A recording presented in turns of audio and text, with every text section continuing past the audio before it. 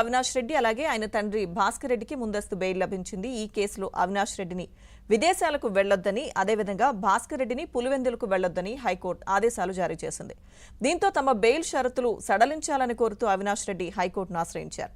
ఓవైపు సుప్రీంకోర్టులో బెయిల్ రద్దు పిటిషన్ పెండింగ్ లో ఉండగా అవినాష్ రెడ్డి బెయిల్ కండిషన్స్ లో సడలింపులు కోరడం ఇప్పుడు చర్చనీయాంశంగా మారింది. ఒకవేళ అవినాష్ రెడ్డికి బెయిల్ కండిషన్స్ సడలిస్తే ఆయన విచారణకు సహకరించరు అనే సందేహాలు వ్యక్తమవుతున్నాయి. ప్రస్తుతం ఇదే అంశంపై మనం చర్చలోకి వెళ్లే ముందు మా క్రైమ్ కరెస్పాండెంట్ ప్రవీణ్ తో మాట్లాడి ఇదే అంశానికి సంబంధించిన పూర్తి సమాచారం తెలుసుకుందాం. ప్రవీణ్,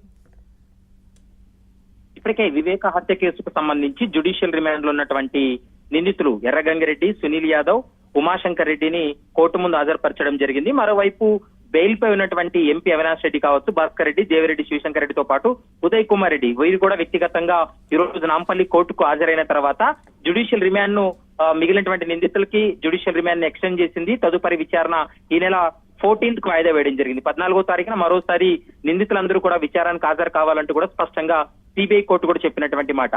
మరోవైపు హైకోర్టులో ఇప్పటికే ఎంపీ అవినాష్ రెడ్డితో పాటు తండ్రి భాస్కర్ రెడ్డి కూడా హైకోర్టులో ఒక పిటిషన్ దాఖలు చేశారు.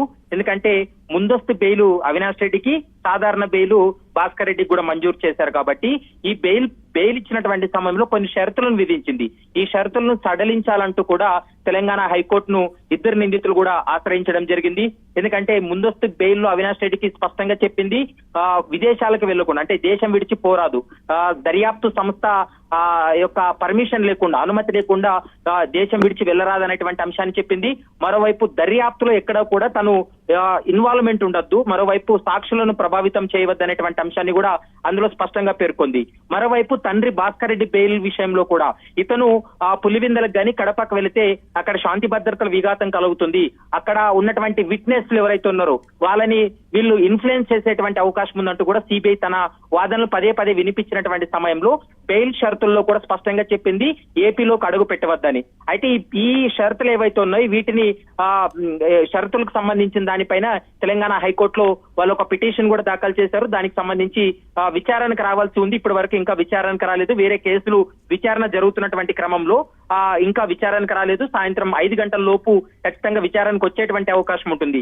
నిజంగానే బెయిల్ షరతులు గిని వీళ్ళకి సడలించినట్లయితే విచారణకు సహకరిస్తారా? ఎందుకంటే కేసు స్పీడప్ అవుతుందన్నటువంటి నేపథ్యంలో సుప్రీంకోర్టులో ఇప్పటికే ముందస్తు బెయిల్ క్యాన్సిలేషన్ చేయాలంటూ కూడా సుప్రీంకోర్టులో పిటిషన్ పెండింగ్ ఉన్నటువంటి నేపథ్యంలో ఇప్పుడు ఒకవేళ షరతులను సడలించినట్లయితే వీళ్ళు విదేశాలకు వెళ్లిపోతే తిరిగి వచ్చేటువంటి అవకాశం ఉందా అనేటువంటి సందేహాలు కూడా వ్యక్తమవుతున్నాయి. కాబట్టి మరి చూడాలి తెలంగాణ హైకోర్టు ఈ అంశాలకు సంబంధించి ఎలాంటి నిర్ణయం తీసుకోబోతుంది.